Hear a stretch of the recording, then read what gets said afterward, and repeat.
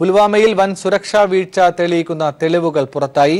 സ്ഫോടക വസ്തുക്കൾ ഉപയോഗിച്ച് ആക്രമണം നടത്താനിടയുണ്ടെന്ന് കാണിച്ച് IB CRPFിന് നൽകിയ കത്ത് പുറത്തായി. സുരക്ഷാ വീഴ്ച ഉണ്ടായെന്ന് തുറന്നു സമ്മതിച്ച കശ്മീർ ഗവർണർ സത്യപാൽ മാലിക്കും രംഗത്ത് വന്നു. ഭീകരാക്രമണത്തിൽ ഇതുവരെ 41 പേർ കൊല്ലപ്പെട്ടതായി ഔദ്യോഗിക സ്ഥിരീകരണം ഉണ്ട്.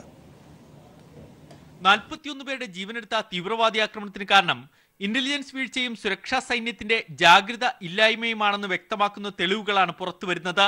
ചാവേർ മുന്നൊരുക്കം അറിയുന്നതിൽ സുരക്ഷാ വീഴ്ചയുണ്ടായതായി ഗവർണർ സത്യപാൽ മാലിക് സമ്മതിച്ചു.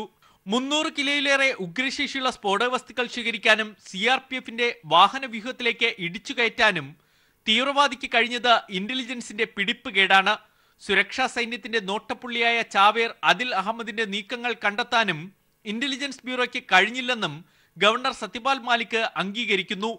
എന്നാൽ 2 ആഴ്ച മുമ്പ് തന്നെ ആക്രമണത്തിന്റെ സാധ്യത അറിയിച്ചിരുന്നുവെന്ന് കേന്ദ്ര ഇന്റലിജൻസ് വിഭാഗം വ്യക്തമാക്കി. ജമ്മുകാശ്മീരിലെ സുരക്ഷാ സേനയ്ക്ക് രേഖാമൂലം നൽകിയ മുന്നറിയിപ്പിന്റെ പകർപ്പും പുറത്തുവന്നു. ഇതുപ്രകാരം CRPFിനും വിവിധ സേനാ മേധാവികൾക്കും മുന്നറിയിപ്പ് നൽകിയിട്ടുണ്ട്.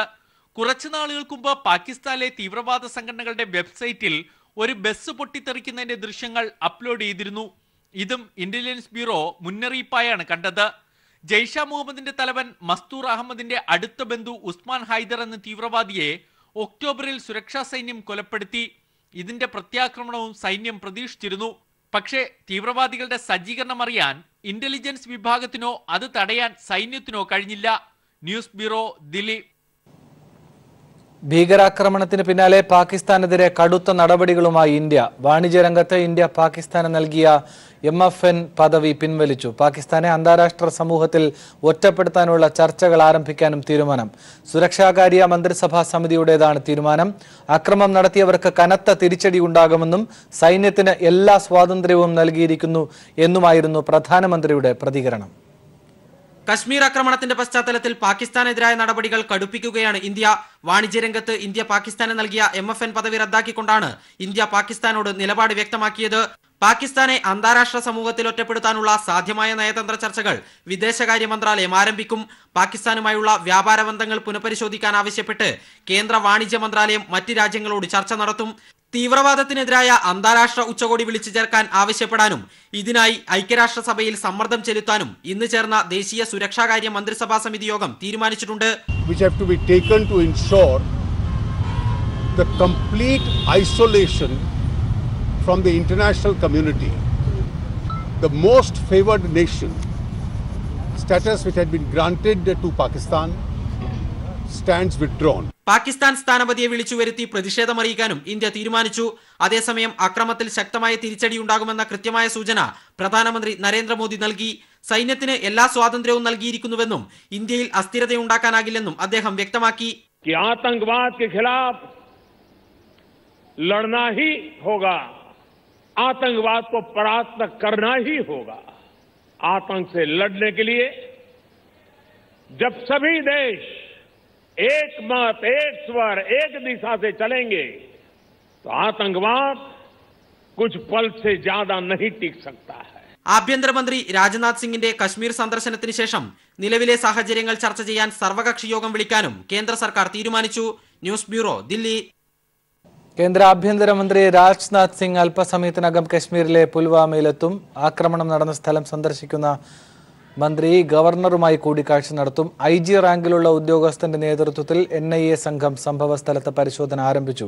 സൈനികരുടെ മൃതദേഹങ്ങൾ ദില്ലിയിലെത്തിക്കും. സന്തോഷ് സർലിംഗ് ചേരുന്നുണ്ട് ഏറ്റവും പുതിയ വിവരങ്ങളുമായി. സന്തോഷ്, എന്തൊക്കെയാണ് ഇപ്പോൾ ലഭിക്കുന്ന ആഭ്യന്തരമന്ത്രിയുടെ സന്ദർശനവുമായി ലഭിക്കുന്ന വിശദാംശങ്ങൾ? പ്രാഥമിക അന്വേഷണം, സൈനികരുടെ മൃതദേഹങ്ങൾ ദില്ലിയിലെത്തിക്കുന്നതുമായി ബന്ധപ്പെട്ട ഏറ്റവും ഒടുവിലത്തെ വിവരങ്ങൾ. അനന്ത്, കേന്ദ്ര ആഭ്യന്തരമന്ത്രി രാജ്നാഥ് സിംഗ് ഇനി ഒരു അരമണിക്കൂറിനുള്ളിൽ കാശ്മീരിൽ വിമാനമിറങ്ങും. അദ്ദേഹം ഉടൻ തന്നെ ഇന്നലെ സ്ഫോടനമുണ്ടായ ഈ നാഷണൽ ഹൈവേ 44 പുൽവാമ മേഖല സന്ദർശിക്കുന്നുണ്ട്. ഇവിടെ അദ്ദേഹം ഇപ്പോൾ ഈ സന്ദർശനത്തിന് പുറപ്പെടും മുമ്പ് അദ്ദേഹം ട്വീറ്റ് ചെയ്തിരിക്കുന്നത് താൻ ജമ്മുകാശ്മീരിലെത്തി അന്തരിച്ച ജവാന്മാർക്ക് ആദരാഞ്ജലികൾ അർപ്പിക്കും, അതിനുശേഷം ഉന്നതതല യോഗം വിളിക്കും എന്നാണ്. കാശ്മീരിലെ സുരക്ഷാ മേലധികാരികളും ജമ്മുകാശ്മീർ ഗവർണറും ഈ ഉന്നതതല യോഗത്തിൽ പങ്കെടുക്കും. ഇന്റലിജൻസ് ബ്യൂറോയുമായി ബന്ധപ്പെട്ട ജമ്മു കാശ്മീർ ഗവർണർക്ക് നിരവധി പരാതികളുണ്ട്. ഈ സ്ഫോടനം മുൻകൂട്ടി കാണാൻ കഴിഞ്ഞില്ല എന്നൊക്കെ അദ്ദേഹം പരാതിയായി ചൂണ്ടിക്കാട്ടുന്നു. അപ്പോൾ സ്വാഭാവികമായും ഇതൊക്കെ രാജ്നാഥ് സിംഗ് പരിശോധിക്കും. എന്നാൽ ഇപ്പോൾ കാശ്മീരിൽ ഒരു യുദ്ധ സമാനമായ സാഹചര്യമാണ്. ജമ്മു മേഖലയിൽ പൂർണ്ണമായും കടകമ്പോളങ്ങൾ അടഞ്ഞു കിടക്കുന്നു. അവിടെ നേരത്തെ തന്നെ വ്യാപാരികൾ ബന്ദ് പ്രഖ്യാപിച്ചിരുന്നു. കൂടാതെ ജമ്മു കാശ്മീർ മേഖലയിലും ഇന്റർനെറ്റ് പൂർണ്ണമായും സർക്കാർ റദ്ദാക്കിയിട്ടുണ്ട്. അഭ്യൂഹങ്ങൾ പടരുന്നത് തടയാനാണ്. കൂടാതെ അതിർത്തി മേഖലകളിൽ തീവ്രവാദികൾക്ക് വേണ്ടിയുള്ള തിരച്ചിലും ശക്തമാക്കിയിരിക്കുന്നു. കൂടുതൽ സേനകളെ ആ ഭാഗത്തേക്ക് വിന്യസിക്കുന്നുണ്ട്. അതേസമയം സേനാ വിന്യാസം നടത്തുന്നത് സൂക്ഷിച്ചു മതി എന്ന ചില ഇന്റലിജൻസ് ബ്യൂറോയുടെ റിപ്പോർട്ടുണ്ട്. കാരണം ഇന്നലെ സേനാ വിന്യാസത്തിനിടയിലാണ് ഈ തീവ്രവാദി സ്ഫോടനമുണ്ടായത്. ആ സാഹചര്യത്തിൽ ഇന്നത്തെ സേനാ വിന്യാസം സൂക്ഷിച്ചു മതി എന്ന് ഇന്റലിജൻസ് ബ്യൂറോ റിപ്പോർട്ട് ചെയ്യുന്നുണ്ട്. എന്നാൽ പോലും പല ഭാഗങ്ങളിലും സൈന്യം കൈയടക്കിയിരിക്കുന്നു. ഈ കാശ്മീരിലെ ചില മേഖലകളിൽ ഇപ്പോൾ നിരോധനാജ്ഞ പ്രഖ്യാപിച്ചു എന്ന വിവരവും പുറത്തു വരുന്നുണ്ട്. കേന്ദ്ര സർക്കാരിനെ സംബന്ധിച്ചിടത്തോളം ഇതിനൊരു തിരിച്ചടി നൽകണം എന്നാണ് താല്പര്യം. പക്ഷെ അതിനു മുമ്പ് എല്ലാ തെളിവുകളും ഉണ്ടാക്കുക. പാകിസ്ഥാനിൽ നിന്നുള്ള ആക്രമണമാണ് ഉണ്ടായിരിക്കുന്നത്. അതുകൊണ്ട് തന്നെ പാകിസ്ഥാനെതിരെ കഴിയുന്ന എല്ലാ തെളിവുകളും ശേഖരിക്കാനുള്ള നീക്കമാണ് ഇപ്പോൾ കേന്ദ്ര സർക്കാർ നടത്തുന്നത്. ഈ സ്ഫോടന സ്ഥലം NIA-യും കേന്ദ്ര ഫോറൻസിക് വിഭാഗവും പരിശോധിച്ചിട്ടുണ്ട്. അവിടെ നിന്ന് ലഭ്യമായ എല്ലാ വിവരങ്ങളും തേടുക. ഏത് തരം എക്സ്പ്ലോസീവ് ആണ് ഉപയോഗിച്ചിരിക്കുന്നതെന്ന് കൂടി കണ്ടെത്തണം. അത് എന്നാൽ മാത്രമേ അത് വരുന്ന വഴികളൊക്കെ കണ്ടെത്താൻ കഴിയുള്ളൂ. കൂടാതെ ഈ തീവ്രവാദി ആദിൽ അഹമ്മദിന് മറ്റു സഹായങ്ങൾ ലഭിച്ചിരുന്നു എന്നത് സംബന്ധിച്ചുള്ള പരിശോധനയും നടക്കുന്നുണ്ട് ഇപ്പോൾ. ആനന്ദ്. ശരി സന്തോഷ്, ഏതായാലും ഏറ്റവും പുതിയ വിവരങ്ങൾക്ക് വീണ്ടും സന്തോഷ് സർലിംഗിലേക്ക് എത്താം. തീവ്രവാദത്തിന്റെ ലക്ഷ്യം രാജ്യത്തെ വിഭജിക്കലാണെന്നും പക്ഷേ ഒരു സെക്കൻഡ് പോലും തീവ്രവാദ ശക്തികൾക്ക് രാജ്യത്തെ വിഭജിക്കാനാകില്ലെന്നും കോൺഗ്രസ് അധ്യക്ഷൻ രാഹുൽ ഗാന്ധി പറഞ്ഞു. പ്രതിപക്ഷം ഒറ്റക്കെട്ടായി സർക്കാരിനും ജവാന്മാർക്കും ഒപ്പം നിൽക്കുമെന്നും ആക്രമണം രാജ്യത്തിനേറ്റ മുറിവാണെന്നും അദ്ദേഹം പ്രതികരിച്ചു. എന്താണോ രാജ്യത്തിന് ആവശ്യം അതിനായി നമ്മൾ ഒറ്റക്കെട്ടായി നിൽക്കുമെന്ന് മുൻ പ്രധാനമന്ത്രി മൻമോഹൻ സിംഗും പ്രതികരിച്ചു. We are not going to be divided for 1 second. No matter how hard people try, this country and the entire opposition is going to stand together. We are going to stand with our Jawans and we are going to stand with the government. Today is not a day to raise contentious issues. Our role is today to convey to our soldiers, their families, our heartfelt condolences. Pulwama ഭീകരാക്രമണത്തിൽ വീരമൃത്യു വരിച്ചവരിൽ മലയാളിയും വയനാട് സ്വദേശി VV വസന്തകുമാറാണ് മരിച്ചത്. മരണവിവരം വീട്ടുകാരെ തേടിയെത്തുന്നത് വീട്ടിൽ നിന്ന് മടങ്ങി ഒരാഴ്ച തികയും മുൻപ്. 10 ദിവസത്തെ അവധിക്ക് ലക്കടിയിലെ വീട്ടിലെത്തിയ വസന്തകുമാർ ഈ മാസം 8-നാണ് ജമ്മു കാശ്മീരിലേക്ക് തിരികെ പോയത്. സ്ഥാനക്കയറ്റത്തെ തുടർന്ന് CRPF 82-ാം ബറ്റാലിയനിൽ ഹവിൽദാറായാണ് വസന്തകുമാർ ശ്രീനഗറിലെത്തിയത്. മുൻപ് പഞ്ചാബിലായിരുന്നു ജോലി. ബറ്റാലിയൻ മാറ്റത്തെ തുടർന്ന് ലഭിച്ച അവധിക്ക് നാട്ടിലെത്തി. ഫെബ്രുവരി 8-ന് ശ്രീനഗറിലേക്ക്. സൈനിക വാഹനത്തിൽ കയറുന്നതിന് മുൻപ് ഭാര്യയെ ഫോണിൽ വിളിച്ചിരുന്നു. അപകടമുണ്ടായെന്ന വാർത്ത ഇന്നലെ തന്നെ അറിഞ്ഞെങ്കിലും പുലർച്ചെ 5 മണിയോടെയായിരുന്നു മരണവിവരം ഔദ്യോഗികമായി സ്ഥിരീകരിച്ചത്. അപകടമുണ്ടായെന്ന വാർത്ത ഇന്നലെ തന്നെ അറിഞ്ഞെങ്കിലും പുലർച്ചെ 5 മണിയോടെയാണ് മരണവിവരം ഔദ്യോഗികമായി സ്ഥിരീകരിച്ചത്. പോയിട്ട് ഒരാഴ്ച ആയിട്ടുള്ളൂ. 10 ദിവസത്തെ ലീവിന് വന്നിട്ട് അങ്ങനെ പോയതാ. മക്കളെയും പിള്ളേരെ കണ്ടിട്ട് പോയെന്ന്. 18 വർഷം സർവീസ് കഴിഞ്ഞു. 1.5 വർഷം കൂടി ഉള്ളൂ എന്നാണ് പറയുന്നത്. നാട്ടുകാരൊക്കെ നല്ല പെരുമാറ്റം കാര്യങ്ങളൊക്കെ തന്നെ. അച്ഛനിപ്പോൾ 1 വർഷമായിട്ടില്ല മരിച്ചിട്ട്. പിന്നെ അമ്മയും പിന്നെ മൂപ്പര് വൈഫും 2 പിള്ളേരും മാത്രമേ ഉള്ളൂ. 18 വർഷത്തെ സേവനം പൂർത്തിയാക്കിയ വസന്തകുമാർ 2 വർഷം കൂടി കഴിഞ്ഞ് വിരമിക്കാനുള്ള തീരുമാനത്തിലായിരുന്നു. നാളെ പുലർച്ചെ 5 മണിയോടെ ഭൗതിക ശരീരം കരിപ്പൂർ വിമാനത്താവളത്തിലെത്തിക്കും. വസന്തകുമാർ പഠിച്ച ലക്കിടി LP സ്കൂളിലാണ് പൊതുദർശനം. പിന്നീട് തൃക്കൈപ്പറ്റയിലെ കുടുംബ ശ്മശാനത്തിൽ പൂർണ്ണ ഔദ്യോഗിക ബഹുമതികളോടെയാവും സംസ്കാരം. മന്ത്രി TP രാമകൃഷ്ണൻ അടക്കമുള്ള പ്രമുഖർ സംസ്കാര ചടങ്ങിൽ പങ്കെടുക്കും. വസന്തകുമാറിന്റെ അപ്രതീക്ഷ വിയോഗമുണ്ടാക്കിയ ദുഃഖത്തിലാണ് വയനാട്ടിലെ നാട്ടുകാർ. News bureau, Wayanad. 350 കിലോ സ്ഫോടക വസ്തുക്കൾ നിറച്ച വാഹനം സൈനിക വാഹന വ്യൂഹത്തിലേക്ക് ഇടിച്ചുകയറ്റിയാണ് പുൽവാമയിൽ ജെയ്ഷെ മുഹമ്മദ് തീവ്രവാദി ആദിൽ അഹമ്മദ് ചാവേർ ആക്രമണം നടത്തിയത്. ക്രൂരമായ ആക്രമണം കഴിഞ്ഞയുടൻ ഇയാളുടെ ഫോട്ടോകളും വീഡിയോകളും ജെയ്ഷെ മുഹമ്മദ് തന്നെ പുറത്തുവിടുകയായിരുന്നു. കശ്മീരിൽ CRPF സൈനികരുടെ വാഹനവ്യൂഹത്തിന് നേരെയുള്ള ചാവേർ ആക്രമണം നയിച്ച ഭീകരവാദി ആദിൽ അഹമ്മദ് ദർ ജെയ്ഷെ മുഹമ്മദിൽ ചേർന്നത് കഴിഞ്ഞ വർഷം.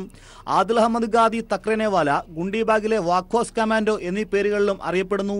350 കിലോ സ്ഫോടക വസ്തുക്കൾ നിറച്ച സ്കോർപിയോ സൈനിക വാഹനവ്യൂഹത്തിലേക്ക് ഇടിച്ചു കയറ്റിയാണ് ആക്രമണം നടത്തിയത്. ക്രൂരമായ ആക്രമണം കഴിഞ്ഞുടൻ തന്നെ ഇയാളുടെ ഫോട്ടോകളും വീഡിയോകളും പുറത്തു വന്നിരുന്നു. ജെയ്ഷ് തന്നെയാണ് ആക്രമണത്തിന് തൊട്ടുമുള്ള ഇയാളുടെ സന്ദേശമുള്ള വീഡിയോ പുറത്തുവിട്ടത്. ജെയ്ഷെ മുഹമ്മദിന്റെ ബാനറിന് കീഴിൽ റൈഫിളുമെന്ന് നിൽക്കുന്ന വീഡിയോ ആണ് പുറത്തു വന്നത്.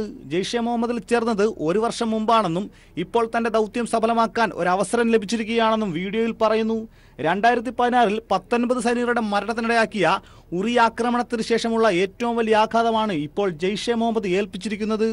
ജെയ്ഷിന്റെ സുപ്രധാന നേതാക്കളെയെല്ലാം വകവരുത്തിയെന്ന് വിശ്വസിച്ചിരിക്കുമ്പോഴാണ് ഞെട്ടിക്കുന്ന ഈ ചാവേർ ആക്രമണം. 2018 ജെയ്ഷെ മുഹമ്മദ് സംഘടനയിൽ ചേർന്ന് പ്രവർത്തിച്ചു തുടങ്ങിയ വ്യക്തിയാണ് പുൽവാമയിലെ കാഗപ്പോറയിൽ നിന്നുള്ള ആദിൽ അഹമ്മദ്. ഉഗ്രശേഷിയുള്ള IED ബോംബ് ഉപയോഗിച്ചായിരുന്നു സ്ഫോടനം. News desk.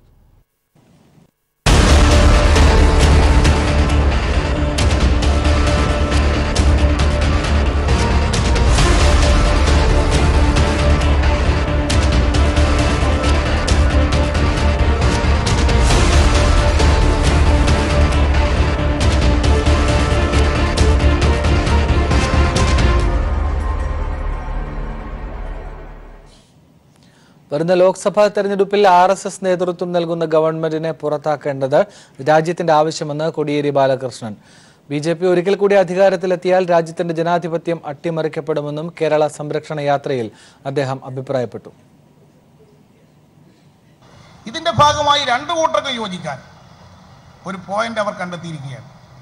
അത് വിശ്വാസത്തെ രക്ഷിക്കണ്ടേ എന്ന് പറഞ്ഞ് ഒരു ഭാഗത്ത് BJP, ഒരു ഭാഗത്ത് കോൺഗ്രസ് ഒന്നിച്ചുകൂടി കമ്മ്യൂണിസ്റ്റുകാർ വിശ്വാസികളല്ല എന്ന് പറഞ്ഞ് പുറപ്പെട്ടിരിക്കുകയാണ്. കമ്മ്യൂണിസ്റ്റ് പാർട്ടിയിൽ ഇടതുപക്ഷ മുന്നണിയിൽ വിശ്വാസികളുമുണ്ട്, അവിശ്വാസികളുമുണ്ട്. ഈ വിശ്വാസികൾ മഹാഭൂരിപക്ഷം വിശ്വാസികളാണ്. ഞങ്ങളുടെ ജാഥയിൽ തന്നെ നടക്കുന്ന ഒരാൾ ഒരു ഫാദറാണ്. ഏത് മതത്തിലും സമുദായത്തിലും പെട്ട വിശ്വാസികൾക്ക് ഇടതുപക്ഷ പ്രസ്ഥാനത്തിന്റെ ഭാഗമായി പ്രവർത്തിക്കാം. ഈ പ്രസ്ഥാനത്തെ നോക്കി നിങ്ങൾ വിശ്വാസികളുടെ പാർട്ടിയല്ല എന്ന് പ്രചരിപ്പിച്ച് ഇടതുപക്ഷത്തെ തോൽപ്പിക്കാമെന്നാണ് ഉദ്ദേശിക്കുന്നതെങ്കിൽ വിശ്വാസികളെ തന്നെ അണിനിരത്തി ഈ നീക്കത്തെ പരാജയപ്പെടുത്താൻ ഇടതുപക്ഷ ജനാധിപത്യ മുന്നണി കേരളത്തിൽ കരുത്തുണ്ട് എന്ന് ലോക്സഭാ തെരഞ്ഞെടുപ്പ് തെളിയിക്കും. LDF നേതൃത്വം നൽകുന്ന കേരള സംരക്ഷണ യാത്രയുടെ വടക്കൻ മേഖലാ ജാഥ നാളെ കാസർഗോഡ് ജില്ലയിലെ ഉപ്പളയിൽ നിന്ന് ആരംഭിക്കും. ഉപ്പളയിൽ വൈകിട്ട് 3-ന് ചേരുന്ന പൊതുസമ്മേളനത്തിൽ CPIM general secretary Sitaram Yechury ജാഥ ഉദ്ഘാടനം ചെയ്യും. CPI സംസ്ഥാന സെക്രട്ടറി കാനം രാജേന്ദ്രൻ നേതൃത്വം നൽകുന്ന വടക്കൻ മേഖലാ ജാഥ തെക്കൻ മേഖലാ ജാഥയ്ക്കൊപ്പം മാർച്ച് 2-ന് തൃശൂരിൽ സമാപിക്കും. കർഷക പോരാട്ടങ്ങളുടെ ഹൃദയഭൂമിയായ തുളുനാടൻ മണ്ണിൽ നിന്നാണ് LDF നേതൃത്വത്തിലുള്ള കേരള സംരക്ഷണ യാത്രയുടെ വടക്കൻ മേഖലാ ജാഥയ്ക്ക് തുടക്കം.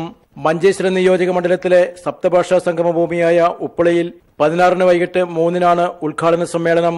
CPIM general secretary Sitaram Yechury ജാഥ ഉദ്ഘാടനം ചെയ്യും. ജാഥ ലീഡർ കാനം രാജേന്ദ്രൻ ഉൾപ്പെടെ ജാഥാംഗങ്ങളും LDF നേതാക്കളും പങ്കെടുക്കും. ഉദ്ഘാടന സമ്മേളനത്തിന് ഉപ്പളയിലും തുടർന്നുള്ള കാസർഗോഡ് ജില്ലയിലെ മറ്റ് 4 സ്വീകരണ കേന്ദ്രങ്ങളിലും ഒരുക്കങ്ങൾ പൂർത്തിയായതായി LDF convener KP Satheesh Chandran വാർത്താ സമ്മേളനത്തിൽ അറിയിച്ചു. സീതാറാം യെച്ചൂരി ഉദ്ഘാടനം ചെയ്യുകയും CPI സംസ്ഥാന സെക്രട്ടറി കാനം രാജേന്ദ്രൻ നയിക്കുകയും ചെയ്യുന്ന ജാഥ കാസർഗോഡ് ജില്ലയിലെ LDFന്റെ വലിയ ജനമുന്നേറ്റമായി മാറാൻ പോവുകയാണ്. പാർലമെന്റ് തെരഞ്ഞെടുപ്പിന്റെ കൂടി പശ്ചാത്തലത്തിലുള്ള ഒരു പ്രചരണ പരിപാടി എന്ന നിലയിൽ വൻ നിലയിലുള്ള ജനപങ്കാളിത്തം LDFന്റെ ജാഥയിൽ ഉണ്ടാകും. മഞ്ചേശ്വരത്ത് ഉപ്പളയിൽ തുളുനാടിൻ്റെ എല്ലാ സവിശേഷതകളും കൂടി ജാഥയെ വരവേൽപ്പിക്കാനുള്ള പരിപാടികളാണ് ആസൂത്രണം ചെയ്തിട്ടുള്ളത്. ജാഥയ്ക്ക് 16-ന് വൈകിട്ട് 5-ന് കാസർഗോഡ് നഗരത്തിൽ സ്വീകരണം നൽകും. 17-ന് രാവിലെ ചട്ടഞ്ചാലിലും 3 മണിക്ക് കാഞ്ഞങ്ങാടും 4 മണിക്ക് കാലിക്കടവിലെയും സ്വീകരണങ്ങൾക്ക് ശേഷം ജാഥയുടെ 2-ാം നാളിലെ പ്രചാരണം കണ്ണൂർ ജില്ലയിലെ പയ്യന്നൂരിൽ സമാപിക്കും. News bureau, Kasaragod. പാർട്ടിയിൽ ഭിന്നിപ്പെന്ന വാർത്തകൾ മാധ്യമ സൃഷ്ടിയെന്ന് Kerala Congress vice chairman Jose K Mani. PJ ജോസഫുമായി പ്രശ്നങ്ങളൊന്നുമില്ലെന്നും പാർട്ടി ഒറ്റക്കെട്ടായി മുന്നോട്ടു പോകുമെന്നും അദ്ദേഹം തിരുവനന്തപുരത്ത് പ്രതികരിച്ചു. 2 സീറ്റുകൾ പാർട്ടി ആവശ്യപ്പെട്ടിട്ടുണ്ട്. 18-ന് നടക്കുന്ന ഉഭയകക്ഷി ചർച്ചയിൽ ഇക്കാര്യത്തിൽ തീരുമാനം അറിയിക്കാനാകുമെന്നും ജോസ് കെ മാണി പ്രതികരിച്ചു. പാർട്ടിക്കകത്ത് യാതൊരു കുഴപ്പവുമില്ല. ഇതിവിടെ ഒരു മാണി വിവാഹം അല്ലെങ്കിൽ പി ജെ ജോസഫ് വിവാഹം എന്നുള്ളത് ഇല്ല. കേരള കോൺഗ്രസ് ഒന്നിച്ചാണ്. കേരള കോൺഗ്രസ് ഒന്നിച്ച് ചോദിക്കുന്ന ഒരു കാര്യമാണ് സീറ്റിൻ്റെ കാര്യം. ആ സീറ്റിൻ്റെ കാര്യത്തിൽ ഇത് ഒരുമിച്ച് കേരള കോൺഗ്രസിനുള്ളൊരു സീറ്റാണ്. പാർട്ടി ഐക്യത്തോടുകൂടി തന്നെ ഒരുമിച്ച് പോകും. ഇപ്പോൾ വരുന്ന വാർത്തകളൊക്കെ മാധ്യമ സൃഷ്ടിയാണ്. ഞാൻ സൂചിപ്പിച്ചു, പാർട്ടിയുടെ നിലപാട് 2 സീറ്റ് എന്നുള്ളതാണ്. അത് ഞങ്ങൾ മുന്നോട്ട് വെച്ചിട്ടുണ്ട്. അത് ചർച്ചയിൽ ഞങ്ങൾ ഉന്നയിക്കും. എന്നിട്ട് ബാക്കി കാര്യങ്ങൾ തീരുമാനിക്കും. ദിനകർ ചേരുന്നുണ്ട്. ദിനകർ, അത്ര നിഷ്കളങ്കമാണോ ജോസ് കെ മാണിയുടെ പ്രതികരണം? എന്താണ് വിശദാംശങ്ങൾ? അനന്ത്, ഇന്ന് കേരള കോൺഗ്രസ് മാണി വിഭാഗത്തിന്റെ ജാഥ തിരുവനന്തപുരത്ത് സമാപിക്കാനിരിക്കുകയാണ് ജോസ് കെ മാണി തന്റെ നിലപാട് വ്യക്തമാക്കിയത്. പാർട്ടിയിൽ ഭിന്നിപ്പില്ല, അത്തരം വാർത്തകൾ മാധ്യമ സൃഷ്ടി മാത്രമാണ് എന്നാണ് അദ്ദേഹം ചൂണ്ടിക്കാട്ടിയത്. ലോക്സഭാ സീറ്റുമായി ബന്ധപ്പെട്ടുകൊണ്ട് 2 സീറ്റുകൾ തങ്ങൾ ആവശ്യപ്പെട്ടിട്ടുണ്ട്. ഈ സീറ്റ് 18-ാം തീയതി ഉദ്ദേശിച്ച് ചർച്ച നടക്കുന്നുണ്ട്. ചർച്ചയിൽ ഇത് സംബന്ധിച്ചുള്ള തീരുമാനം കൈക്കൊള്ളും. അതിനുശേഷം ഈ സീറ്റുകളിൽ ആരൊക്കെ മത്സരിക്കണം എന്നത് സംബന്ധിച്ച് തീരുമാനം കൈക്കൊള്ളും എന്നാണ് അദ്ദേഹം ചൂണ്ടിക്കാട്ടിയത്. ലഭിക്കുന്ന സീറ്റുകളിൽ ആരൊക്കെ മത്സരിക്കണം എന്നത് സംബന്ധിച്ച് പി ജെ ജോസഫ് പോലും കാര്യങ്ങൾ അല്ലെങ്കിൽ അതുമായി ബന്ധപ്പെട്ട നിലപാട് വ്യക്തമാക്കിയിട്ടില്ല എന്നും അദ്ദേഹം ചൂണ്ടിക്കാട്ടുകയുണ്ടായി. ഇന്ന് ദുബായിൽ പി ജെ ജോസഫും ഇത് തന്നെയാണ് വ്യക്തമാക്കിയത്. പാർട്ടിയിൽ ഭിന്നിപ്പില്ല എന്ന് അദ്ദേഹം പറഞ്ഞില്ല എങ്കിൽ കൂടിയും താൻ ജാഥയുടെ സമാപനത്തിൽ പങ്കെടുക്കാത്തത് ലോക കേരള സഭയിൽ പങ്കെടുക്കേണ്ടതുള്ളത് കൊണ്ടാണ് എന്നാണ് അദ്ദേഹം വ്യക്തമാക്കിയത്. മിനിഞ്ഞാന്നാണ് ജോസഫ് ലോക കേരള സഭയിൽ പങ്കെടുക്കുന്നത് ദുബായിക്ക് പുറപ്പെട്ടത്. അതിന്റെ തലനാൾ അദ്ദേഹം കൊല്ലത്തെ പരിപാടിയിൽ പങ്കെടുക്കുകയും ചെയ്തു. അതാണ് അദ്ദേഹം ചൂണ്ടിക്കാട്ടുന്നത്. ഭിന്നത ഇല്ല, അത്തരം വാർത്തകൾ തെറ്റാണ് എന്ന് പറയുമ്പോൾ പോലും ജോസഫ് വിഭാഗം കടുത്ത നിലപാടിൽ തന്നെയാണ് ഉള്ളത്. ഒരു ലോക്സഭാ സീറ്റ് തങ്ങൾക്ക് ലഭിക്കണം എന്ന നിലപാടിൽ ഉറച്ചു തന്നെയാണ് ഉള്ളത്. അത് ലഭിച്ചില്ലെങ്കിൽ പാർട്ടി പിളർപ്പിലേക്ക് എന്ന ചില സൂചനകൾ പുറത്തു വരുന്നുണ്ട്. അത്തരം ചർച്ചകളും പാർട്ടികളിൽ സജീവമാണ്. ഒരു വിഭാഗം ആളുകൾ തങ്ങൾക്ക് സീറ്റ് ലഭിച്ചില്ല എങ്കിലും മുന്നണി വിടണം എന്നുള്ള നിലപാടിൽ ഉറച്ചു നിൽക്കുകയാണ്. എന്തായാലും 18-ാം തീയതിയിലെ ചർച്ചയോടുകൂടി അല്ലെങ്കിൽ ഉഭയകക്ഷി ചർച്ചയ്ക്ക് ശേഷം ഇത് സംബന്ധിച്ചുള്ള ഒരു വ്യക്തത ഉണ്ടാകുമെന്ന് തന്നെയാണ് നമുക്ക് മനസ്സിലാക്കാൻ കഴിയുന്നത്. ജോസ് കെ മാണിയുടെ കീഴിൽ അല്ലെങ്കിൽ ജോസ് കെ മാണി പാർട്ടി ചെയർമാനായി വരികയാണെങ്കിൽ അദ്ദേഹത്തിന് കീഴിൽ പ്രവർത്തിക്കാൻ കഴിയുകയില്ല എന്ന നിലപാടിലാണ് പാർട്ടി വർക്കിംഗ് ചെയർമാനായിട്ടുള്ള പി ജെ ജോസഫ് ഉള്ളത്. ഒരു സീറ്റ് എന്ന നിലപാടിൽ നിന്നും പിന്നോട്ട് പോകാൻ കഴിയുകയില്ല എന്നും ജോസഫ് വിഭാഗം നിലപാട് വ്യക്തമാക്കുന്നുണ്ട്. പാർട്ടിയിൽ ഇതുമായി ബന്ധപ്പെട്ടുകൊണ്ട് അസ്വാരസ്യങ്ങൾ നിലനിൽക്കുന്നുണ്ട്. അത് വളരെ ശക്തവുമാണ്. ജോസ് കെ മാണിയുടെ നിലപാട് ഇപ്പോൾ അത് പൊതുജനങ്ങളുടെ കണ്ണിൽ പൊടിയിടുന്നതിന് വേണ്ടിയുള്ള തന്ത്രം മാത്രമാണ്. പാർട്ടിയിൽ ഭിന്നിപ്പില്ല എന്നുള്ള വസ്തുത. ആ ഭിന്നിപ്പ് ഇപ്പോഴും ശക്തമായി തന്നെ തുടരുകയാണ്. 18-ാം തീയതി കൂടി ഇതിൽ കൂടുതൽ വ്യക്തത കൈവരും. പാർട്ടി തുടർച്ചിലേക്കാണോ എന്നുള്ളത് സംബന്ധിച്ചുള്ള കൂടുതൽ കാര്യങ്ങൾ പുറത്തുവരും. ശരി, ദിനകറാണ് വിശദാംശങ്ങൾ നൽകിയത്. കേരള കോൺഗ്രസ് എമ്മിൽ ഭിന്നത എന്നത് മാധ്യമങ്ങളുടെ സൃഷ്ടി എന്നാണ് ജോസ് കെ മാണി പറയുന്നത്. വിശദാംശങ്ങളാണ് ദിനകർ നൽകിയത്. ഒരിടവേള. ലോക കേരള സഭയുടെ മിഡിൽ ഈസ്റ്റ് മേഖലാ സമ്മേളനത്തിന്റെ പ്രീ കോൺഫറൻസ് ദുബായിൽ തുടങ്ങി. ഉച്ചയ്ക്ക് ശേഷം മുഖ്യമന്ത്രി പിണറായി വിജയൻ സമ്മേളനം ഉദ്ഘാടനം ചെയ്യും. ദുബായ് ഇത്തിസലാത്ത് അക്കാദമിയിൽ വെച്ചാണ് ഇന്നും നാളെയുമായി ലോക കേരള സഭ സമ്മേളനം നടക്കുക. ഇപ്പോൾ ജമാലുദ്ദീൻ ചേരുന്നുണ്ട് ദുബായിൽ നിന്ന് വിശദാംശങ്ങളുമായി. ജമാലുദ്ദീൻ, എന്തൊക്കെയാണ് ഇതിന്റെ ഒരുക്കങ്ങൾ? എപ്പോഴാണ് മുഖ്യമന്ത്രി ഈ കോൺഫറൻസ് ഉദ്ഘാടനം ചെയ്യുക? വിശദാംശങ്ങൾ. വൈകിട്ട് 3:30 ലോകസഭാ നേതാവ് കൂടിയായ മുഖ്യമന്ത്രി പിണറായി വിജയൻ ലോക കേരള സഭയുടെ മിഡിൽ ഈസ്റ്റ് മേഖലാ സമ്മേളനം ഔപചാരികമായി ഉദ്ഘാടനം ചെയ്യുക. ഇന്ന് രാവിലെ ദുബായ് ഇത്തിസലാത്ത് അക്കാദമിയിൽ മേഖലാ സമ്മേളനത്തിന്റെ പ്രീ കോൺഫറൻസ് നടന്നു. ദുബായ് ഇത്തിസലാത്ത് അക്കാദമിയിലാണ് ഇന്നും നാളെയുമായി കേരള ലോകസഭയുടെ മിഡിൽ ഈസ്റ്റ് സമ്മേളനം നടക്കുന്നത്. ഇന്ന് രാവിലെ നടന്ന പ്രീ കോൺഫറൻസിൽ ഗൾഫ് മേഖലയിലെ ഭാവിയിലെ ജോലി സാധ്യതകളും നൈപുണ്യ വികസനത്തിന്റെ ആവശ്യകതയും എന്ന വിഷയത്തിൽ വിനയ് ചന്ദ്രൻ പ്രബന്ധം അവതരിപ്പിച്ചു. തുടർന്ന് പ്രവാസ കേരളം ഒരു മിഡിൽ ഈസ്റ്റ് അനുഭവം എന്ന വിഷയത്തിൽ സാഹിത്യകാരൻ ബെന്യാമിൻ സംസാരിക്കുകയുണ്ടായി. Norka roots vice chairman K Varadarajan ആമുഖ പ്രസംഗം നടത്തി. ഇന്ന് ഉച്ചയ്ക്ക് ശേഷം 3:30 മുഖ്യമന്ത്രി പിണറായി വിജയൻ ലോക കേരള സഭയുടെ മിഡിൽ ഈസ്റ്റ് സമ്മേളനത്തിന്റെ ഔപചാരികമായ ഉദ്ഘാടനം നിർവഹിക്കും. Speaker P Sreeramakrishnan, K C Joseph MLA തുടങ്ങിയവരും ഈ സമ്മേളനത്തിൽ പങ്കെടുക്കുന്നുണ്ട്. പ്രവാസി വിഷയങ്ങളെ ആസ്പദമാക്കി ലോക കേരള സഭയുടെ 7 മേഖലാ സ്റ്റാൻഡിംഗ് കമ്മിറ്റി സമർപ്പിച്ച ശുപാർശകന്മാരുള്ള ചർച്ചകളാണ് ഇന്നും നാളെയുമായി ഈ ലോക കേരള സഭാ സമ്മേളനത്തിൽ പ്രധാനമായും നടക്കുന്നത്. തീർച്ചയായും പ്രവാസികളുടെ ക്ഷേമം മുൻനിർത്തിയുള്ള ഒട്ടേറെ ചർച്ചകൾ ഇവിടെ നടക്കും. ഇതാദ്യമായാണ് മിഡിൽ ഈസ്റ്റിൽ ലോക കേരള സഭയുടെ ആദ്യ സമ്മേളനമാണ് നടക്കുന്നത്. ടി ജമാലുദ്ദീനാണ് ദുബായിൽ നിന്ന് ലോക കേരള സഭയുടെ വിശദാംശങ്ങൾ നൽകിയത്. ഇൻവെർട്ടർ നിർമ്മാണ വിതരണ രംഗത്തെ പ്രമുഖ സ്ഥാപനമായ ഹൈക്കോൺ തങ്ങളുടെ പുതിയ ഉൽപ്പന്നം വിപണിയിലിറക്കി. സൗരോർജ്ജ പവർ പ്ലാന്റുകളിൽ മാത്രം കാണുന്ന MPPT ചാർജർ ഉൾപ്പെടെ ലിഥിയം ബാറ്ററിയോട് കൂടിയ സോളിസ് സോളാർ ഇൻവെർട്ടറുകളാണ് വിപണിയിൽ ഇറക്കിയത്. സോളാർ പാനൽ ഇല്ലാതെയും സോളിസ് 1 യൂണിറ്റോളം പവർ ദിവസം തോറും സേവ് ചെയ്യുന്നു എന്നതാണ് ഇതിന്റെ പ്രത്യേകതയെന്ന് നിർമ്മാതാക്കൾ അറിയിച്ചു. വൈദ്യുതി ക്രമീകരിക്കുന്നതിന്റെ ഭാഗമായി ആവശ്യാനുസരണം ലിഥിയം അയൺ ബാറ്ററികളുടെ എണ്ണം കൂട്ടി ഇൻവെർട്ടർ പ്രവർത്തിപ്പിക്കാൻ ആകും എന്നത് മറ്റൊരു സവിശേഷതയാണ്. സ്വീകരണ മുറിയിൽ ഒതുക്കത്തോടെ സജ്ജീകരിക്കാൻ കഴിയുന്ന ഈ മോഡൽ വൈദ്യുതി ഏറെ ലാഭിക്കാൻ സഹായകമാകും എന്നും നിർമ്മാതാക്കൾ കൊച്ചിയിൽ പറഞ്ഞു.